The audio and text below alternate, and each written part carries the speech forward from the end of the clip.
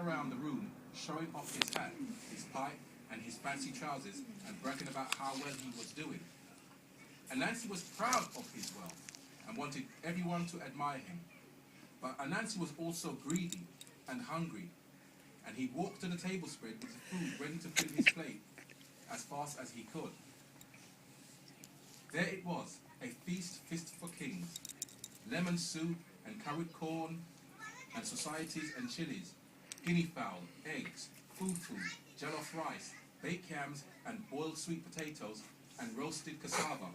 There were stews of every sort, goat and lamb and fish and breads and spiced butter and palm wine. Anansi ate and ate until his stomach was so full he couldn't eat another bite. But something was wrong. Anansi scratched his head. "Where are the beans?" he whispered to Esau. You see, Anansi loved hot beans more than anything else in the world. "I don't see them," Esau whispered. "But there's plenty other food to eat, my dear." Anansi ate another helping of fish, stew, another yam, and still he craved for those nice hot beans. Then he began to wonder. His father-in-law knew he loved hot beans.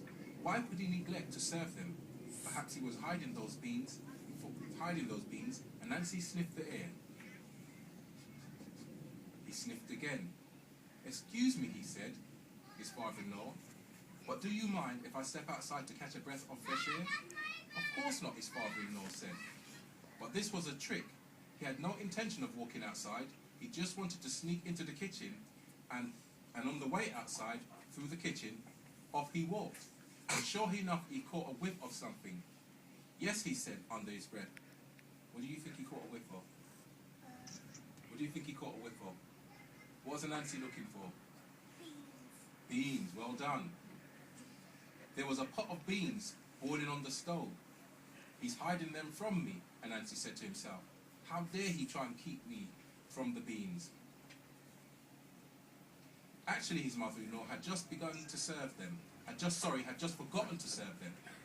And so, checking to make sure no one was watching, Anansi found a satchel and filled it with a spoonful after spoonful of beans.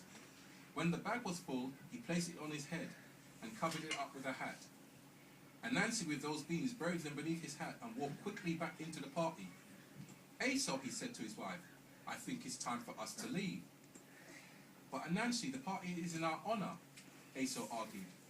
Just then her father announced to everyone, "I wish to make a speech. Please, everyone, gather round." Anansi's father-in-law began to talk. "I want to say how proud I am of my fine son-in-law, Anansi. He is good to my daughter, and he is good to me and to my wife. And we wish everyone to know how fortunate we feel we have such a fine son-in-law." "That's nice," Anansi said, but his head was sweating from those hot beans. "Thank you, and now we leave," he said. But his father-in-law waved his hand. "Not yet. Don't leave. I have so many things to say," and everyone began to clap their hands. "More," they cried to the father-in-law. "More." But now Anansi was really worried, for those hot beans was burning his head, and sweat began to run down his face. "Thank you," Anansi cried, "but you've really said more than enough." "Never," said his father-in-law. "There aren't enough fine words in the language for praising my son-in-law." "More, more," everyone cried. But now Anansi was in serious pain, and so he tried to lift his hat a little to let some air. Why did he want to let some air in? Why did he want to let some air? Was his head feeling a little hot? Yeah. Why? There you go. By now Anansi was really worried, for those beans were burning his head, and sweat began to pour down his face. "Thank you," Anansi cried, "but you've already said more than enough." "Never," said his father-in-law. "There aren't enough fine words in the language for praising my fine son-in-law." "More, more," everyone cried. But now Anansi was in serious pain. He tried to lift his hat a little bit to let in some air, and when he did, those beans spilled out of the bag and poured down his head and onto his handsome trousers and his fine linen shirt and down to his sandals. "What's this?" his father-in-law cried at the sight. "Are you a thief?" "Thief, thief!" Everyone say thief, thief. Everyone cried, and Anansi ran out the door with his wife following him. Anansi's a thief, everyone cried again. And ever since that day, Anansi's head has been bald, a symbol of his greed. Does everyone like that story? Yeah. Sorry, the stories aren't so long because we didn't have, all day. I've got another short one if you want me to read it. Yeah, we'd love to do this. Do you really want me to read another one? Yeah?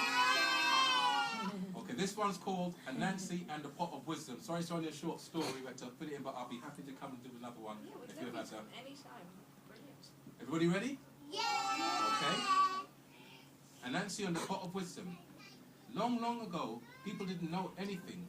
They didn't know how to plant crops, or how to weave clothes, or how to make iron tools. And the god Nyami, up in the sky, had all the wisdom of the world. He kept all the wisdom stored up in a clay pot. One day, Nyami gave the pot with the wisdom to Anansi. Every time Anansi looked at the clay pot, he learned something new. It was so exciting. But greedily, Anansi thought, I will keep all this wisdom to myself. I don't want to share it with everyone, Anansi thought. It would be a good idea to keep the pot and the wisdom safe at the top of the tall tree, where nobody else could get it. He braided some vines together into a rope and tied the rope to the clay pot. Then Anansi tied the rope around his waist so the pot hung down in front of him and began to climb the tree.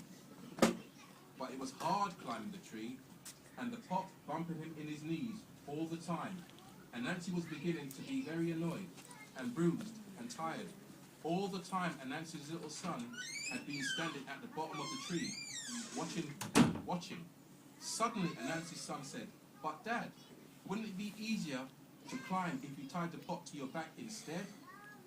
Anansi tried tying the clay pot full of wisdom to his back, and it really was a lot easier. And in no time he reached the top of the tree. But then he stopped and thought, I'm supposed to be the one with all the wisdom. And here's this little kid who's smarter than me. And Anansi was so angry about that, he threw the clay pot down out of the tree. It smashed into pieces on the ground. And of course, all the wisdom got out and flew all over the world. And that is how people learn to farm, to make clothes, to make iron, and all other things that people know how to do. And that was a short story about Anansi and the pot. That's all I brought to you today. Let's give. But we'll come again. Can we clap, will we?